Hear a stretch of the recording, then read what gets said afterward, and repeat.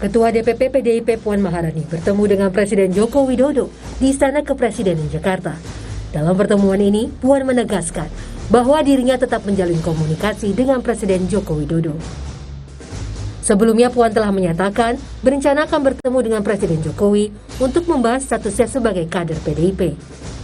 PDIP sudah tutup buku dengan Gibran dan Bobi soal keanggotaan di PDIP. Puan juga mengatakan posisi Jokowi saat ini adalah presiden yang diusung oleh PDIP. Bisa saja itu dibicarakan. Saya nggak tahu, biasanya kalau bicara dengan presiden secara informal, kami bicara segala hal yang terkait dengan isu-isu aktual dan isu-isu yang kemudian mungkin hanya bisa dibicarakan secara informal. PDIP ini sekarang seperti apa? Karena kan setelah Mas Gibran dan Mas Bobi kan mendapat surat dari DPC masing-masing karena sudah tidak memenuhi sebagai anggota. Nah, sekarang posisinya Pak Jokowi ini di PDIP ini? Ya, Pak Jokowi merupakan Presiden Republik Indonesia dari PDI Perjuangan yang kemarin kami usung dan kami dukung. Jadi pertemuan dengan Joko Widodo memang bukan pertemuan politis karena Puan hadir sebagai Ketua DPR RI dalam rangka courtesy call anggota Parlemen MIKTA dengan Presiden Jokowi sebelum pembukaan MIKTA Speakers Consultation yang ke-9. Tim Liputan Kompas TV. Kali pertama, Saudara, Ketua DPP PD Perjuangan Puan Maharani bertemu dengan Presiden Joko Widodo pasca putra sulungnya Gibran Rakabuming Raka ini menjadi cawapresnya Prabowo Subianto. Mencuat isu soal status Joko Widodo di PD Perjuangan, Saudara. Kita bahas bersama dengan Guru Besar Psikologi Politik Universitas Indonesia, Prof. Hamdi Muluk, yang telah bergabung bersama kami di Kompas Malam. Salam sehat, Prof. Hamdi.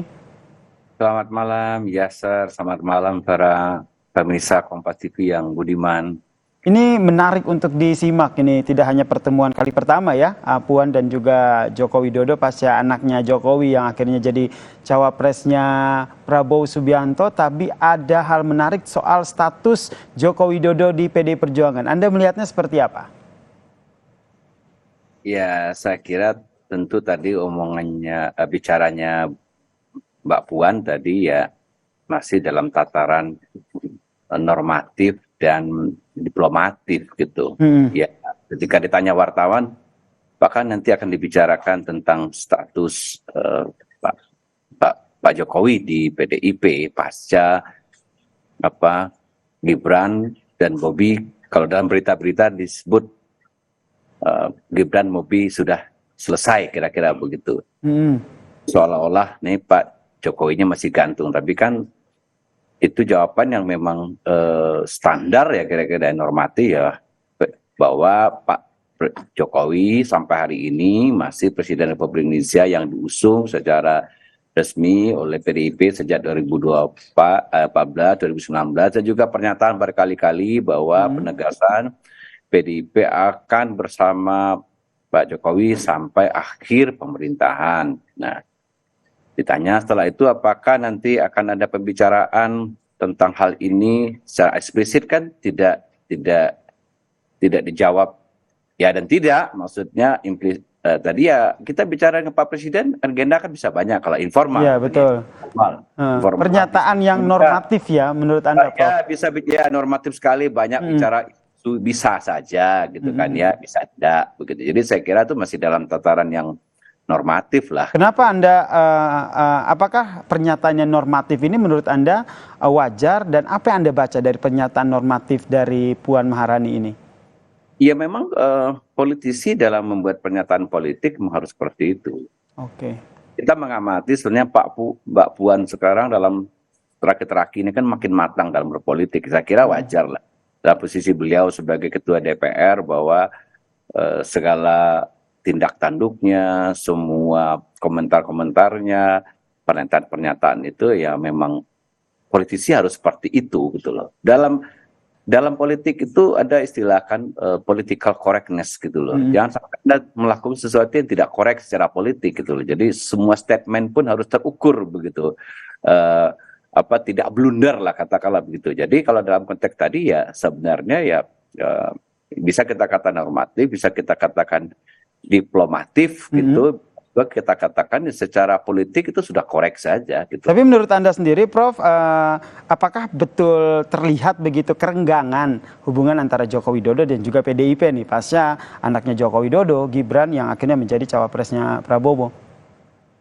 Nah, seberapa renggang dan seberapa panas atau seberapa hangat, seberapa dingin, itu bisa juga tafsirannya macam-macam. Tapi sebagai sebuah fakta politik, ya bahwa kenyataannya begitu bahwa Gibran dicalonkan dengan koalisi partai di luar PDIP, padahal Gibran sendiri adalah kader PDIP, dan kita tahu semua endingnya sekarang, dan itu sudah menjadi kenyataan politik. Apakah ini misalnya sesuatu yang menimbulkan keretakan hubungan yang sampai pada taraf tertentu, katakanlah konfliktual, katakanlah ya, panas konfliktual. Tapi gini loh, dalam politik itu kita harus memahaminya tidak seperti orang perang lah. Perang itu betul-betul kill or to be kill gitu loh. Kalah dan menang begitu. Kalau politik juga begitu ya. Nggak dibunuh. Dan politik itu tidak ada urusan itu sebenarnya. Makanya politik saya mengatakan politik adalah seni mengatur segala kepentingan jalan, kira-kira begitu ya. Orang berusaha mencari titik keseimbangan di mana win-win begitu ya. Atau ada yang mengatakan politik tidak pernah sepenuhnya competition, tapi politik juga cooperation. Kadang-kadang di antara cooperation dan competition. Jadi cooptation istilahnya. Jadi kadang-kadang dia menjalin hubungan. Atau ada yang mengatakan politik tidak sepenuhnya seni mengiyakan juga apa yang orang mau. Dan itu mengiyakan apa yang kita mau dalam komunikasi kadang-kadang iya bisa tidak seperti itu ya. Jadi sulit kita menjawab misalnya bahwa apakah sepenuhnya hubungannya tegang seperti perang dingin. Kita bayangkan dulu Amerika lawan Soviet, antara kubu PDIP Ganjar Mahfud dengan Prabowo Gibran gitu ya. Nah, termasuk sulit untuk menjawab ke depannya apakah nanti ada sikap tegas begitu dari PDIP soal statusnya Joko Widodo di PDIP sendiri.